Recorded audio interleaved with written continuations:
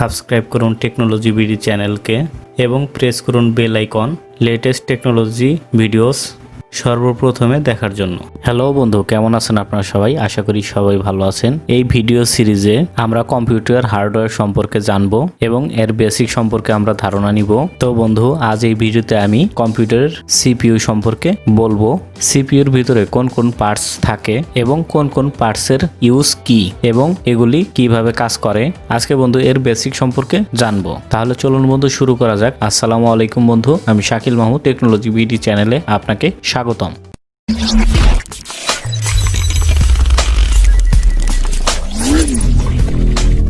তো বন্ধু, আজ এই ভিডিওতে আমরা বেশ কিছু পয়েন্ট দেখব কম্পিউটার সিপিইউর হার্ডওয়্যারের ইনস্ট্রুমেন্ট সম্পর্কে ধারণা নিব। যেমন বন্ধু, সিপিইউর ভিতরে যেসব পার্টস থাকে, যেমন power supply, motherboard, CD or DVD drive, cooling fan, processor, RAM, sound card, video card, hard disk drive, এর বেসিক সম্পর্কে বলবো। তাহলে চলুন বন্ধু শুরু করা যাক। তো বন্ধু, আপনি সামনে দেখতেছেন যে সিপিইউটি আছে, অধিকাংশ লোক একে সিপিইউ বলে থাকে, সেন্ট্রাল প্রসেসিং ইউনিট অর্থাৎ সিপিইউ। তো বন্ধু, আমি এখানে বলবো আপনাকে এটি সিপিইউ নয়, এটি একটি ক্যাবিনেট। এখানে কম্পিউটারের বিভিন্ন পার্টস লাগানো হয়ে থাকে। অনেকে এই ক্যাবিনেটকেই সিপিইউ মনে করে থাকে। এটি শুধু ক্যাবিনেট, একটি সিপিইউর অর্থাৎ বাহিরের অংশ।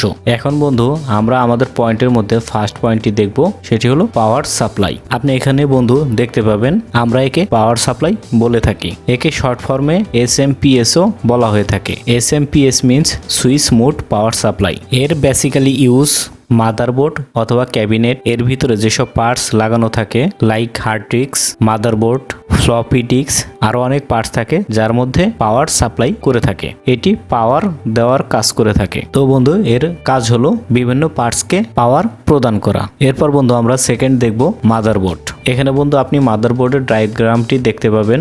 আমরা একে মাদারবোর্ড বলে থাকি। এটি সিপিইউতে ইউজ করা হয়ে থাকে। এটি প্রত্যেকটা সিপিইউতেই থাকে।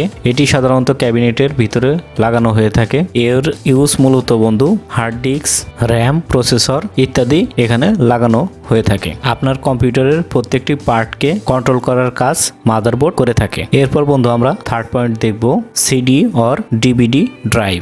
সিডি অর ডিভিডি ড্রাইভের মাধ্যমে সাধারণত কম্পিউটারে যে সফটওয়্যার হয়ে থাকে, অনেক সময় আমাদের সিডি দিয়ে অনেক সফটওয়্যার ইনস্টল করতে হয়, বা আমরা মুভি দেখতে গেলে বা কোনো অডিও বা মিউজিক শুনতে গেলে আমরা অনেক সময় সিডি ইউজ করে থাকি। তো বন্ধু, এর জন্য এটি ইউজ করা হয়ে থাকে। অথবা বন্ধু আমরা সিডি রাইট করতে চাই, সেক্ষেত্রেও আমরা CD or DVD drive use করে থাকি। এরপর বন্ধু চতুর্থত আমরা দেখব কুলিং ফ্যান। কুলিং ফ্যান সাধারণত আমাদের সিস্টেমকে কুল করে রাখে, অর্থাৎ ক্যাবিনেটের ভিতরে যত সিস্টেম আছে একে ঠান্ডা করে। সাধারণত কম্পিউটারের বিভিন্ন ইকুইপমেন্টকে ঠান্ডা করার জন্য কুলিং ফ্যান ইউজ করা হয়ে থাকে। এর কারণ হলো বন্ধু আমাদের কম্পিউটার যাতে হ্যাং না করে, এর জন্য সবকিছু কুল করে রাখা হয়। অর্থাৎ কুলিং ফ্যান মূলত সবকিছু কুল রাখার জন্য কাজ করে। এরপর আমরা বন্ধু ফিফথ পয়েন্টে দেখব প্রসেসর। এখানে বন্ধু আমরা প্রসেসরকে সিপিইউ বলতে পারি। CPU means central processing unit, কম্পিউটারের ভিতরের মেন পার্ট হয়ে থাকে। আমরা যত কিছু কম্পিউটারের কাজ করি সব সিপিইউর মাধ্যমে হয়ে থাকে। এরপর মাদারবোর্ডে ওয়ার্ক হয়। একে আমরা সাধারণত সেন্ট্রাল প্রসেসিং ইউনিট বলে থাকি, অর্থাৎ সিপিইউ।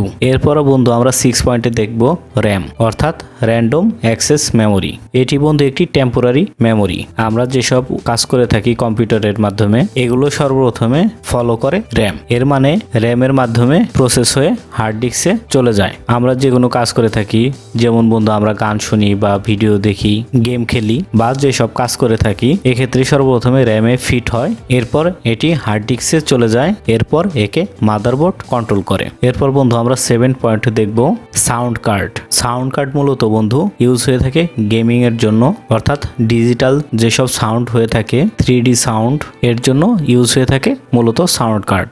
এরপর বন্ধু আমরা 8 পয়েন্টে দেখব ভিডিও কার্ড বা গ্রাফিক কার্ড। ভিডিও কার্ড বা গ্রাফিক্স কার্ড মূলত ইউজ হয়ে থাকে গেমিং এর জন্য। এছাড়াও বন্ধু আপনি যদি ভিডিও এডিটিং করেন বা গ্রাফিক্স বা ফটোশপের কোনো কাজ করেন সেই ক্ষেত্রে এই গ্রাফিক কার্ডের ইউজ হয়ে থাকে। অথবা এমন অনেক সফটওয়্যার আছে যার মধ্যে অনেক বেশি পরিমাণে গ্রাফিক্সের প্রয়োজন হয়ে থাকে। অথবা আমরা যদি বন্ধু কম্পিউটারে হাই কোয়ালিটি ওয়ার্ক করতে চাই সেক্ষেত্রে আমাদের গ্রাফিক্স কার্ড বা ভিডিও কার্ডের প্রয়োজন হয়ে থাকে। এরপর বন্ধু আমরা 9 পয়েন্টে দেখব হার্ড ডিস্ক ড্রাইভ।